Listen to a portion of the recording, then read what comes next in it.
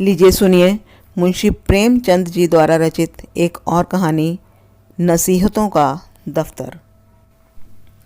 बाबू अक्षय कुमार पटना के एक वकील थे और बड़े वकीलों में समझे जाते थे, यानी राय बहादुरी के करीब पहुंच चुके थे। जैसा कि अक्सर बड़े आदमियों के बारे में मशहूर है, इन बाबू साहब का लड़कपन भी बहुत गरीबी में बीता था। माँ बाप अब अपने शैतान लड़कों को डांटते डपटते तो बाबू अक्षय कुमार का नाम मिसाल के तौर पर पेश किया जाता। अक्षय बाबू को देखो, आज दरवाजे पर हाथी झूमता है। कल पढ़ने को तेल नहीं मयस्सर होता था, पुआल जलाकर उसकी आंच में पढ़ते, सड़क की लालटेनों की रोशनी में सबक याद करते। विद्या इस तरह आती है। कोई कोई कल्पनाशील व्यक्ति इस बात के भी साक्षी थे कि उन्होंने अक्षय बाबू को जुगनू की रोशनी में पढ़ते देखा है। जुगनू की दमक या पुआल की आंच में स्थायी प्रकाश हो सकता है, इसका फैसला सुनने वालों की अक्ल पर था। कहने का आशय यह है कि अक्षय कुमार का बचपन का ज़माना बहुत ईर्ष्या करने योग्य न था और न वकालत का ज़माना खुश नसीबियों की वह बाढ़ अपने साथ लाया जिसकी उम्मीद थी। बाढ़ का जिक्र ही क्या, बरसों तक अकाल की सूरत थी। यह आशा कि सियाह गाउन कामधेनु साबित होगा और दुनिया की सारी नेमतें उसके सामने हाथ बांधे खड़ी रहेंगी, झूठ निकली। काला गाउन काले नसीब को रोशन ना कर सका। अच्छे दिनों के इंतजार में बहुत दिन गुजर गए और आखिरकार जब अच्छे दिन आए, जब गार्डन पार्टियों में शरीक होने की दावतें आने लगी, जब वह आम जलसों में सभापति की कुर्सी पर शोभायमान होने लगे, तो जवानी विदा हो चुकी थी और बालों को खिजाब की ज़रूरत महसूस होने लगी थी। खासकर इस कारण से कि सुंदर और हंसमुख हेमवती की खातिरदारी ज़रूरी थी, जिसके शुभ आगमन से बाबू अक्षय कुमार के जीवन की अंतिम आकांक्षा को पूरा कर दिया था। जिस तरह दानशीलता मनुष्य के दुर्गुणों को छिपा लेती है, उसी तरह कृपणता उसके सद्गुणों पर पर्दा डाल देती है। कंजूस आदमी के दुश्मन सब होते हैं, दोस्त कोई नहीं होता। हर व्यक्ति को उससे नफरत होती है। वह गरीब किसी का नुकसान नहीं करता। आमतौर पर वह बहुत शांतिप्रिय, गंभीर, सबसे मिलजुल कर रहने वाला और स्वाभिमानी व्यक्ति होता है। मगर कंजूसी काला रंग है, जिस पर कोई दूसरा रंग चाहे कितना चटक ही क्यों ना हो, नहीं चढ़ता। बाबू अक्षय कुमार भी कंजूस मशहूर थे। हालांकि जैसा कायदा है, यह उपाधि उन्हें ईर्ष्या के दरबार से प्राप्त हुई थी। जो व्यक्ति कंजूस कहा जाता हो, समझ लो कि वह बहुत भाग्यशाली है और उससे डाह करने वाले बहुत हैं। अगर बाबू अक्षय कुमार कोड़ियों को दांत से पकड़ते थे तो किसी का क्या नुकसान था। अगर उनका मकान बहुत ठाट बाट से नहीं सजा हुआ था, अगर उनके यहाँ मुफ्तखोर ऊँघने वाले नौकरों की फौज नहीं थी, अगर वह 2 घोड़ों की फिटन पर कचहरी नहीं जाते थे, तो किसी का क्या नुकसान था। उनकी जिंदगी का उसूल था कि कोड़ियों की तुम फिक्र करो, रुपए अपनी फिक्र आप कर लेंगे, और इस सुनहरे उसूल का कठोरता से पालन करने का उन्हें पूरा अधिकार था। इन्हीं कोड़ियों पर जवानी की बहारें और दिल की उमंगें न्योछावर थीं। आंखों की रोशनी और सेहत जैसी बड़ी नेमत इन्हीं कौड़ियों पर चढ़ाती थी। उन्हें दांतों से पकड़ते थे तो बहुत अच्छा करते थे, पलकों से उठाना चाहिए था। लेकिन सुंदर हंसमुख हेमवती का स्वभाव इसके बिल्कुल उल्टा था। अपनी दूसरी बहनों की तरह वह भी सुख सुविधा पर जान देती थी और गो बाबू अक्षय कुमार ऐसे नादान और ऐसे रूखे सूखे नहीं थे कि उसकी कद्र करने के काबिल कमजोरियों की कदर न करते। नहीं, वह श्रृंगार और सजावट की चीज़ों को देखकर कभी कभी खुश होने की कोशिश भी करते थे। मगर कभी कभी जब हेमवती उनकी नेक सलाहों की परवाह न करके सीमा से आगे बढ़ जाती थी, तो उस दिन बाबू साहब को उसकी खातिर अपनी वकालत की योग्यता का कुछ न कुछ हिस्सा ज़रूर खर्च करना पड़ता था। एक रोज़ जब अक्षय कुमार कचहरी से आए तो सुंदर और हंसमुख हेमवती ने एक रंगीन लिफाफा उनके हाथ में रख दिया। उन्होंने देखा तो अंदर एक बहुत नफीस गुलाबी रंग का निमंत्रण था। हेमवती से बोले, इन लोगों को एक ना एक खपत सूझता ही रहता है। मेरे ख्याल में इस ड्रामेटिक परफॉर्मेंस की कोई ज़रूरत न थी। हेमवती इन बातों को सुनने की आदी थी। मुस्कुराकर बोली, क्यों, इससे बेहतर और कौन खुशी का मौका हो सकता है। अक्षय कुमार समझ गए कि अब बहस मुबाहिसे की ज़रूरत आ गई है। संभल बैठे और बोले, मेरी जान, बीए के इम्तहान में पास होना कोई गैर मामूली बात नहीं है। हज़ारों नौजवान हर साल पास होते रहते हैं। अगर मेरा भाई होता तो मैं सिर्फ उसकी पीठ ठोकर कहता कि शाबाश, खूब मेहनत की। मुझे ड्रामा खेलने का ख्याल भी न पैदा होता। डॉक्टर साहब तो समझदार आदमी हैं, उन्हें क्या सूझी।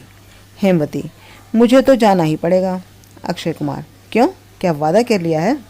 हेमवती, डॉक्टर साहब की बीवी खुद आई थी। अक्षय कुमार, तो मेरी जान, तुम भी कभी उनके घर चली जाना, परसों जाने की क्या ज़रूरत है। हेमवती, अब बता ही दूँ, मुझे नायिका का पार्ट दिया गया है और मैंने उसे मंजूर कर लिया है। यह कहकर हेमवती ने गर्व से अपने पति की तरफ देखा, मगर अक्षय कुमार को इस खबर से बहुत खुशी नहीं हुई। इससे पहले 2 बार हेमवती शकुंतला बन चुकी थी। इन दोनों मौक़ों पर बाबू साहब को काफ़ी खर्च करना पड़ता था। उन्हें डर हुआ कि अब की हफ्ते में फिर घोष कंपनी 200 का बिल पेश करेगी और इस बात की सख्त ज़रूरत थी कि अभी से रोकथाम की जाए। उन्होंने बहुत मुलायमात से हेमवती का हाथ पकड़ लिया और बहुत मीठे और मोहब्बत में लिपटे हुए लहजे में बोले, प्यारी, यह बला फिर तुमने अपने सिर ले ली। अपनी तकलीफ़ और परेशानी का बिल्कुल ख्याल नहीं किया। यह भी ना सोचा कि तुम्हारी परेशानी तुम्हारे इस प्रेमी को कितना परेशान करती है। मेरी जान, ये जल से नैतिक दृष्टि से बहुत आपत्तिजनक होते हैं। इन्हीं मौक़ों पर दिलों में ईर्ष्या के बीज बोए जाते हैं। यहीं पीठ पीछे बुराई करने की आदत पड़ती है और यहीं तानेबाजी और नोकझोंक की मशक होती है। फला लेडी हसीन है, लेकिन उसकी दूसरी बहनों का फ़र्ज़ है कि उससे जलें।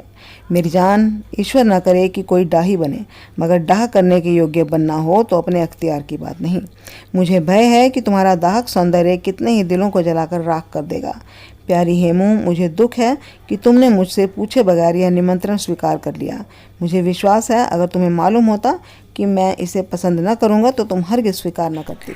सुंदर और हंसमुख हेमवती इस मोहब्बत में लिपटी हुई तकरीर को बज़ाहिर बहुत गौर से सुनती रही।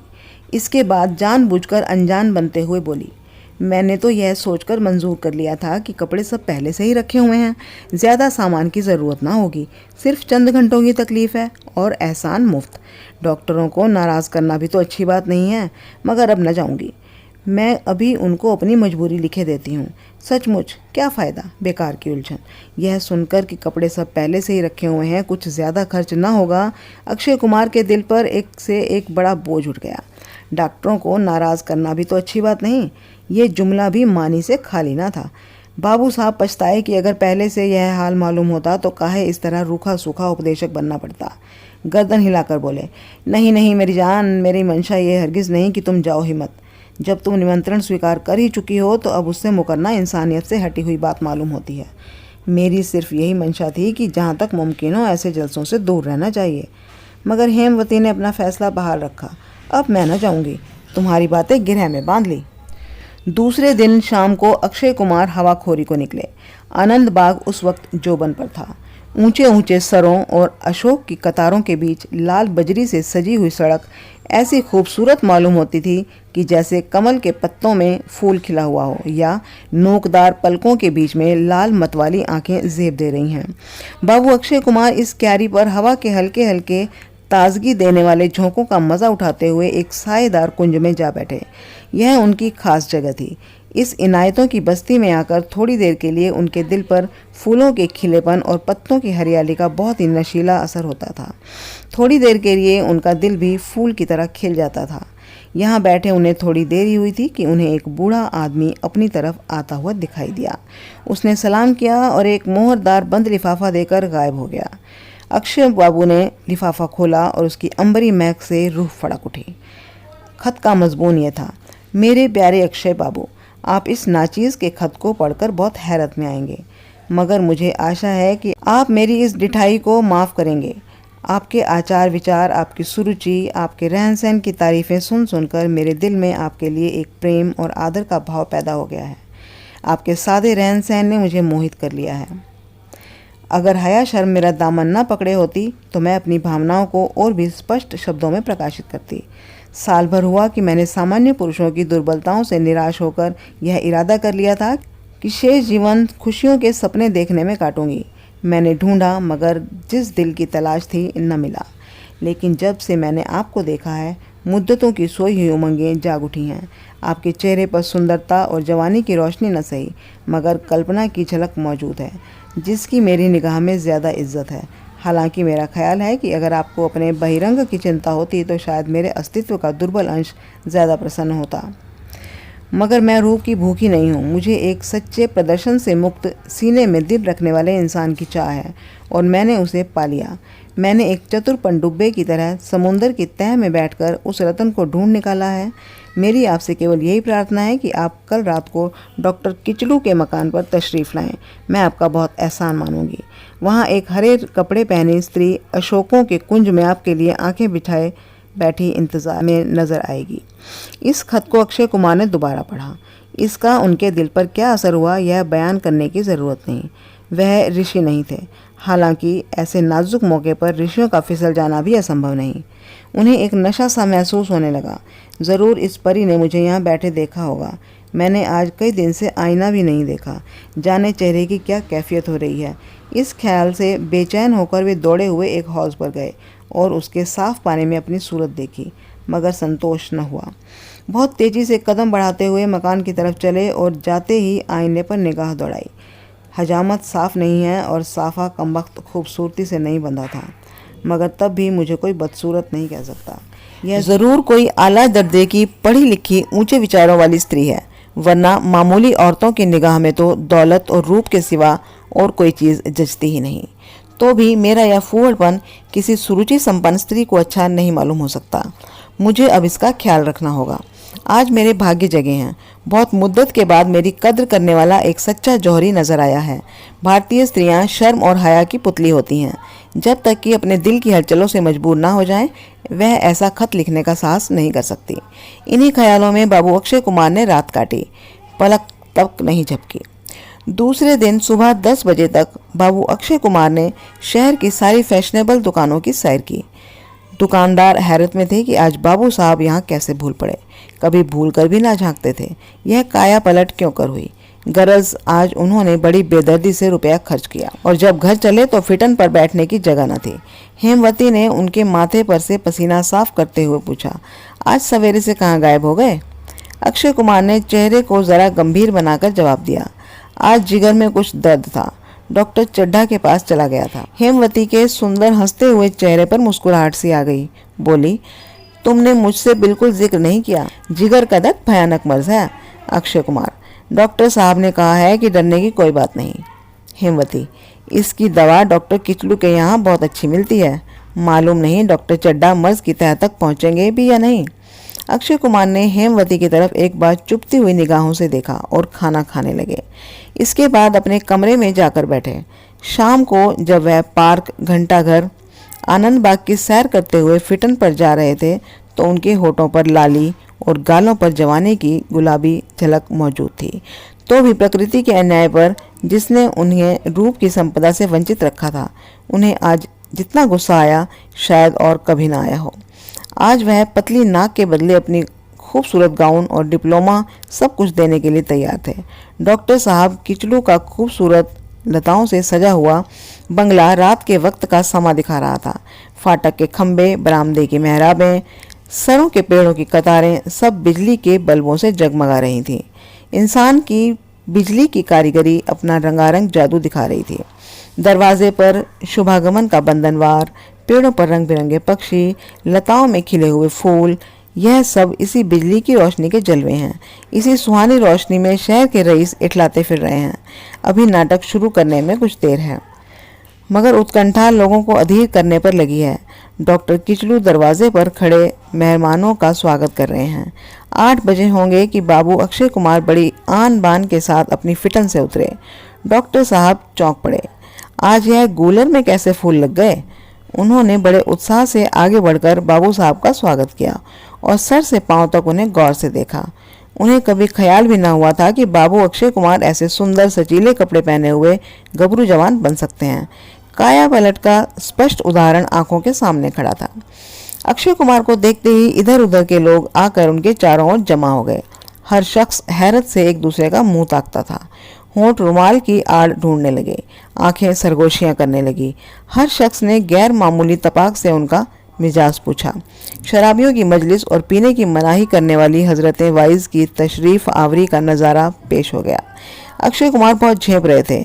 उनकी आंखें ऊपर को ना उठती थी। इसलिए जब मिजाज पुरसियों का तूफान दूर हुआ तो उन्होंने अपने हरे कपड़े वाली स्त्री की तलाश में चारों तरफ निगाह दौड़ाई और दिल में कहा, ये शोहदे हैं, मस्खरे, मगर अभी अभी इनकी आंखें खुली जाती हैं। मैं दिखा दूंगा कि मुझ पर भी सुंदरियों की दृष्टि पड़ती है। ऐसी सुंदरियां भी हैं जो सच्चे दिल से मेरे मिजाज की कैफियत पूछती हैं और जिनसे अपना दर्द दिल कहने में मैं भी रंगीन बयान हो सकता हूँ। मगर उस हरे कपड़ों वाली प्रेमिका का कहीं पता न था। निगाहें चारों तरफ घूम घाम कर नाकाम वापस आई। आध घंटे के बाद नाटक शुरू हुआ। बाबू साहब निराश भाव से पैर उठाते हुए थिएटर हॉल में गए और कुर्सी पर बैठ गए। बैठ क्या गए, गिर पड़े। पर्दा उठा। शकुंतला अपनी दोनों सखियों के साथ सिर पर घड़ा रखे पौधों को सींचती हुई दिखाई दी। दर्शक बाग बाग हो गए। तारीफों के नार ना बुलंद हुए। शकुंतला का जो काल्पनिक चित्र खींच सकता था वह आंखों के सामने खड़ा था। वही प्रेमिका का खुलापन, वही आकर्षक गंभीरता, वही मतवाली चाल, वही शर्मीली आंखें। अक्षय बाबू पहचान गए कि वह सुंदर हंसमुख हेमवती थी। बाबू अक्षय कुमार का चेहरा गुस्से से लाल हो गया। इसने मुझसे वादा किया था कि मैं नाटक में न जाऊंगी। मैंने घंटों इसे समझाया। अपनी असमर्थता लिखने पर तैयार थी, मगर सिर्फ दूसरों को रिझाने और लुभाने के लिए, सिर्फ दूसरों के दिल में अपने रूप और अपनी अदाओं का जादू फूंकने के लिए, सिर्फ दूसरी औरतों को जलाने के लिए उसने मेरी नसीहतों का और अपने वादे का, यहाँ तक कि मेरी अप्रसन्नता का भी जरा ख्याल न किया। हेमवती ने भी उड़ती हुई निगाहों से उनकी तरफ देखा। उनके बांकेपन पर जरा भी ताज्जुब न हुआ। कम से कम वह मुस्कुराई नहीं। सारी महफिल बेसुध हो रही थी, मगर अक्षय बाबू का जी वहाँ न लगता था।